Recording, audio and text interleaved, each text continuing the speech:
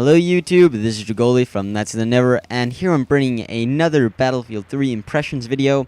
This is the third one I've done, I believe, and this time I'm actually going to talk about something that on the very first video I made, they asked about, or actually I think it was on a live stream maybe. The first Battlefield 3 live stream I did was, where are the vehicles? So yeah, I'm gonna talk about the vehicles in this video, and first a little thing about the gameplay here. This is some gameplay from Demo Van Peak. It's Conquest, not Conquest Large, so I think it was 32 players. It's not the 64 that the PC version can do, but it was fun anyways. But it was on Demo Van Peak. There were 3 capture points, one on each side of a big mountain, and then one in the middle, like, of the mountain in a tunnel thingy. And throughout the entire match, I think me and my team, we held 2 of the points throughout the entire thing, and also throughout the entire thing, I was inside of a tank. That's why I chose this gameplay, because it's almost entirely vehicle gameplay. It's not 100% vehicle gameplay, it's because I jump out, of course, and like repair my tank, but I get lots of kills with the tank. I think I end up with a 6-1 KD, and I have 3,728 points. And it was a very, very good match. I was the most valuable player, and I think it wasn't just kill whoring what I did. I actually defended. I helped my team, because what happened and what you're going to see is that we were trying to take the middle point, and I think we captured it, and I saw a tank there that was like almost about to explode. And I was an engineer, so I was thinking, hey, maybe I can take that one. So I ran over there, I started repairing immediately, just like, come on, don't explode my face, don't explode my face! And thankfully it didn't explode, so I think someone else took the tank for like half a minute, and then he jumped out. He didn't want to use it, so why leave a perfectly good tank there? So I took it and I used it throughout the rest of the match. I was just driving back and forth, defending that middle point. No one was let through, no one.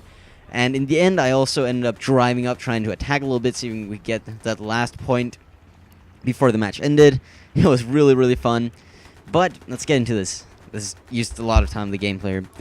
The vehicles in Battlefield 3, they are very cool. They aren't too hard to control. There's like a learning curve. If you look at aero vehicles, and it takes a little bit of time to learn to use them.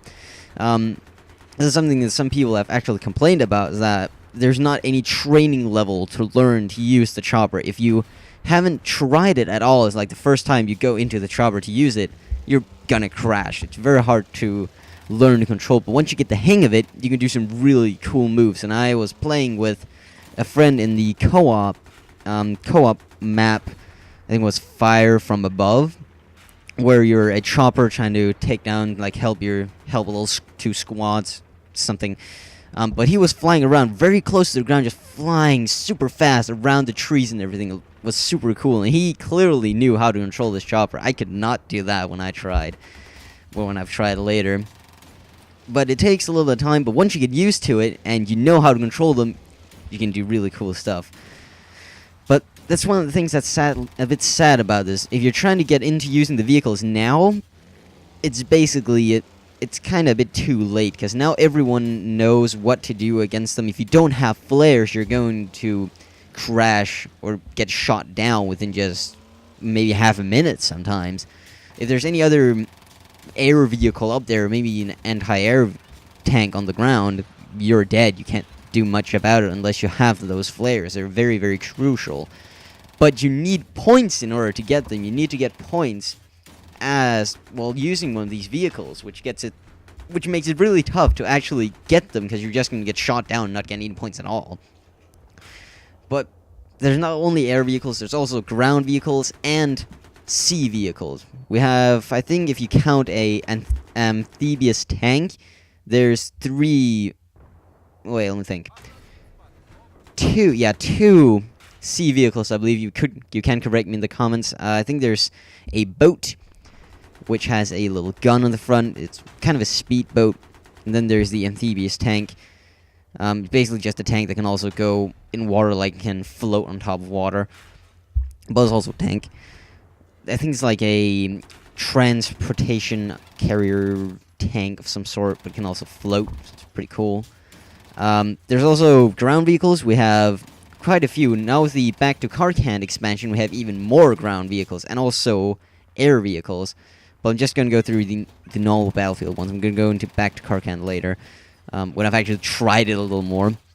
But we have a few tanks. I think there's a big tank for both US and Russian. There's a smaller tank. There's a anti-air tank. There's a Jeep kind of vehicle. And yeah, and then there's that amphibious tank. So all of them are pretty easy to control, and the HUD for the different things is actually pretty cool. When you're using any tank, you can of course turn the tower or cannon around 360 degrees. So when you turn it around, fire for a little bit, not move that much, you can get confused as to where the hell your vehicle is actually pointing if you're trying to go forward. So what they've done is they have a little, like, kind of miniature tank skeleton in the bottom where you can see, okay, this is the way the tank's pointing, has like a little pointy end. That's front.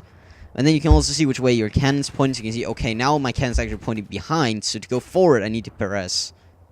no. In order to go forward, like, the way the cannon's pointing, I need to go backwards with the tank. It can be confusing to talk about it like this, but once you try it and see how it works, it functions really well. And, vehicles... Sadly, there are no vehicles in any team deathmatch. I'm not quite sure about the squad deathmatch. I haven't tried that much. But in team deathmatch, there's no vehicles, sadly. It would have been cool to actually get some vehicles up in that as well. Like, maybe 2 tanks, so each team could have a tank at the same time. Maybe one team could have 2 tanks if they're very good. But also, they're only in Rush. There's like 1 vehicle or something in every Rush map. Almost every Rush map. There's not one in... was it Operation Metro? Although that would be crazy. I'm glad they didn't have a tank in Operation Metro and Rush, which is just chaotic, by the way. But else is mostly in Conquest, Large, Conquest, and Conquest Assault, which is one of the new game modes from Back to Karkand. But yeah, there's sadly not that many vehicles, and the destruction you can do with the vehicles, I've already said, the destruction is minuscule, so... Before in Bad Company, where you could use the tank to destroy a whole building, I haven't tried that yet. I'm sad about that still. I'm still kind of pissed about that. The destruction is kind of toned down from what it was in Bad Company. In Bad Company, you could easily destroy, like, an entire map could just be destroyed. Like, it could just... There would be nothing left except for just small bricks everywhere. Just bumps in the roads. Everything could just be destroyed. That was really cool. But yeah, the vehicles are very good. So that's my opinion on the vehicles. And I hope you enjoyed this video here. And there's going to be I have one more video planned where I'm going to talk a bit about Back to Karkand, the new expansion. But I just need to try it a little bit first. So thanks for watching. I hope you enjoyed it. And take care.